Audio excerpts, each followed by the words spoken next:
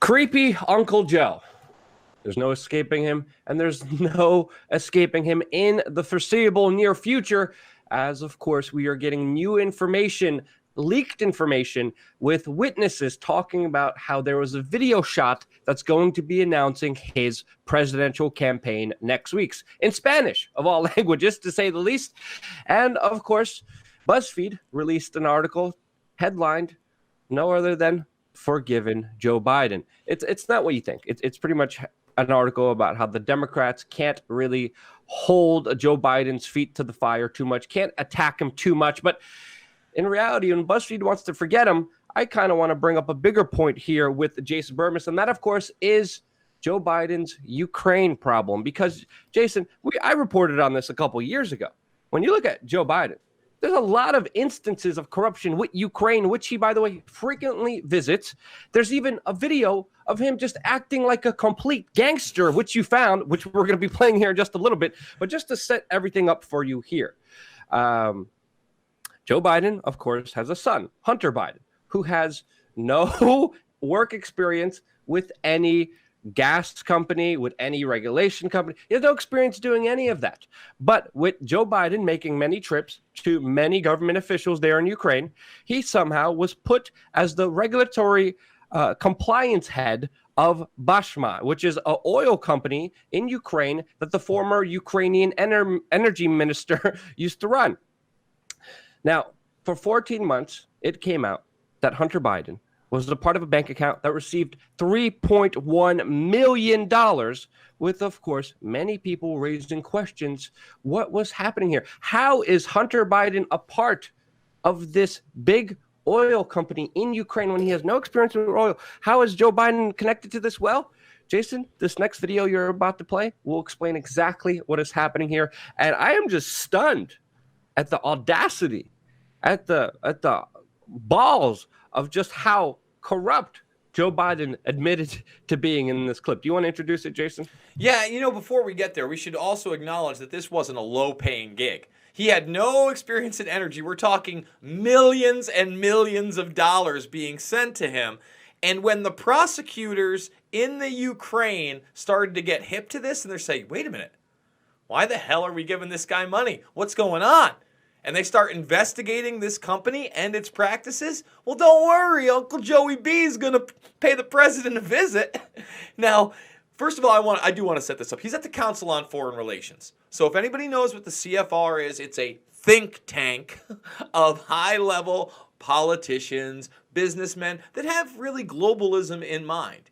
And they have these speakers up there, and he's just sitting up there in confidence. He's like, this is like the 12th, 13th time I'm over there. We're talking about this $1 billion I'm going to give to the president. But I tell him, hey, Joey B is here. And if this prosecutor is not fired like you promised, no money for you. No soup for you. And apparently the president says to him, well, you're not the president of the United States. He's like, call him. Call him. Call Unky Obama. Okay, no more bad impressions. Let's play the clip, Jason, please. Jeez Louise. So I got Ukraine, and I remember going over convincing our team, or others too, convincing us that we should be providing for loan guarantees. And I went over for, I guess, the 12th, 13th time to Kyiv, and I was supposed to announce that there was another $1 billion loan guarantee. And I had gotten a commitment from Poroshenko and from Yatsenyuk that they would take action against the state prosecutor, and they didn't. So they said they were walking out to press conference. I said, no, I said, we're not going to give you the $1 billion. They said, you have no authority. You're not the president. The president said. I said, call him. I said, I'm telling you, you're not getting the $1 billion. I said, you're not getting the $1 billion. I'm going to be leaving here. And I think it was, 6 hours? I said, I'm leaving in 6 hours. If the prosecutor's not fired, you're not getting the money. Well, son of a bitch. Got fired. And they put in place someone who was solid at the time. Oh, solid. Does that mean not going after you and your son? Is that what solid means? Richard Haas's face? Did you see Richard Haas's face when Joe Biden brought that? He was like, is that Haas? Mentality. Yeah, that was Haas next to him. Yeah, that's Richard Haas. That's the president of the Council on Foreign Relations. Again, it's a major globalist think tank. Tulsi Gabbard is a part of it for some odd reason. But I've been banned from their event. I literally am persona non grata at the Council on Foreign Relations. Infiltrated it many times, questioned many of the officials, but they pretty much set the policy. There's many eye-opening quotes about the CFR, and of course, many high-level diplomats and politicians, businessmen. It's pretty much like Bilderberg Light.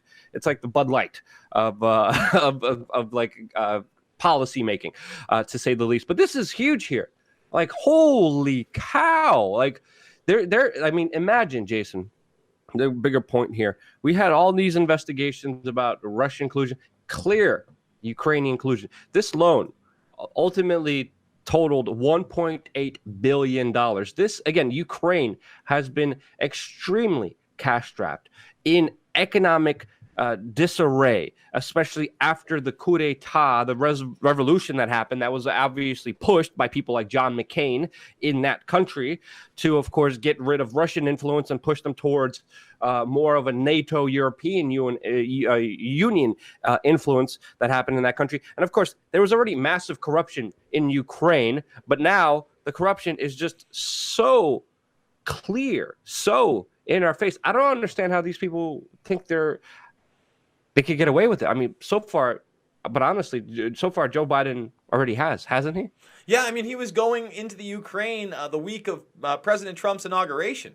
I mean, we're talking about Russiagate. This is real collusion with Ukrainian officials. And guys, just so you know, it's right there. It's like the same thing. You know, they're not under the same exact regime, but, you know, we're flipping out over non-existent Russian collusion and Trump, and no one's paying attention to Joe Biden, nepotism, billion-dollar-plus deals, and million-dollar-plus kickbacks. I think it was something like $3.9 million that his son received. That I heard 3.1 linked to a bank account for 14 months that, of course, they tried to hide the trails behind, connected, of course, with Hunter Biden on that thing. But again, all the stories here don't add up. Every aspect of it doesn't add up. And Biden just pretty much admitted to it. He's a gangster. Clear collusion, clear corruption, clear foreign entanglement, foreign intervention of Ukrainian politics for the pure benefit of a politician's son.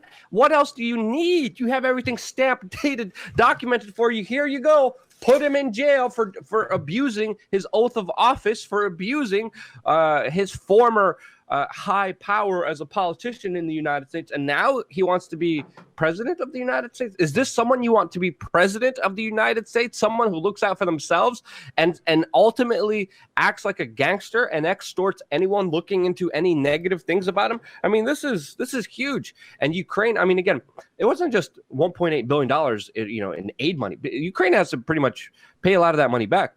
Donald Trump, I don't know what he's doing. Does he have blindfolds on? Does he not see the larger corruption? Does he not have a Department of Justice that could look into this? Does he not have all the utilities in front of him as president of the United States to hold someone corrupt accountable, which he should have been doing? Like, there's so much things that are just left open-ended, and there's so much more questions than answers here, in my opinion, Jason. Well, we haven't heard about draining the swamp for some time. It seems like that mantra is over in the Trump administration. And I want to focus in on this Forgiving Joe Biden article for a moment, because they go all the way back to when he was running for president against Barack Obama in 2008 into the primaries, right? And him saying some pretty crazy things after being defeated. I'll let you read it, but they could be seen as racially insensitive. I could see that. But Barack Obama came to his aid and talks about his white grandmother. We forgave Joe Biden. And then they basically say he could run. He's not going to win. Whoever actually gets the nomination will have to forgive him no matter how creepy he is and how many touching of women. They didn't mention children. I wish they had. Overall, a fair piece.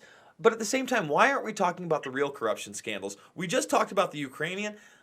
We still haven't talked about the Pakistani ISI, their role in 9/11, and how Joe Biden not only knew about it, but negotiated with them directly after the attacks. You confronted him on it 2 separate times where he confirmed it. It's never gotten the national media attention it deserves. I don't feel like any of the actual corruption that Joe Biden is involved in has ever gotten that attention, Luke. Yeah, I remember my interaction with Joe Biden. There's a clip out there on this YouTube channel that you could see, and I'm telling him, "Hey, you met with the Pakistani ISI. I'm going off all these facts." And he's like, "Oh, crap." He's like, "What? Huh?" I forgot his exact answer, but the ending that he ended on saying, "How do you know about this? Get a life, kid." And then the reporter next to me, I believe, was from a major establishment publication. I forgot which one, but it's in the video. The guy says, "Oh, I'm from this and this Post paper. Hey, do you like the Yankees or do you like the Boston Red Sox?" And I'm looking at him like, wait, Biden's telling me to get a life for questioning him about actual serious issue. The reporter next to him is literally preferably giving him a blowy with just softball, stupid, idiotic questions. And this kind of points to, again, this article by Ben Smith, who, by the way, is the news editor-in-chief of BuzzFeed, highlights an important issue. Yes, the article is it's an opinion piece. It is, of course, I don't think it's labeled as an opinion piece, but it's factual. But at the same time, what are you talking about? You're talking about absolute nonsense when in reality there's a lot of bigger issues to get down to, and the media is not holding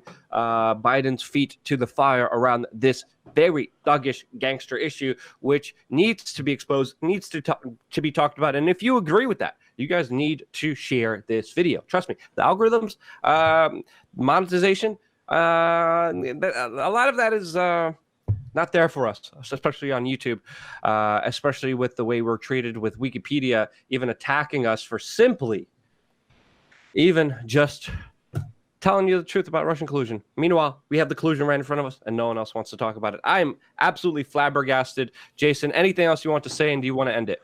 No, sir. Let's just hope that Creepy Joe doesn't last long in the primaries or the debates, if he even makes it there at all. I guess we'll wait for a Spanish commercial, and then we'll do a video on that. Folks, we are doing 4 videos a day, 3 over at the main, 3 over at the backup, 1 on the main. Pulse Change and WeAreChange. If you're not already subscribed, please do so. Ring that bell so you get the notification. Share this stuff on social media and get out there and be the change you want to see in the world.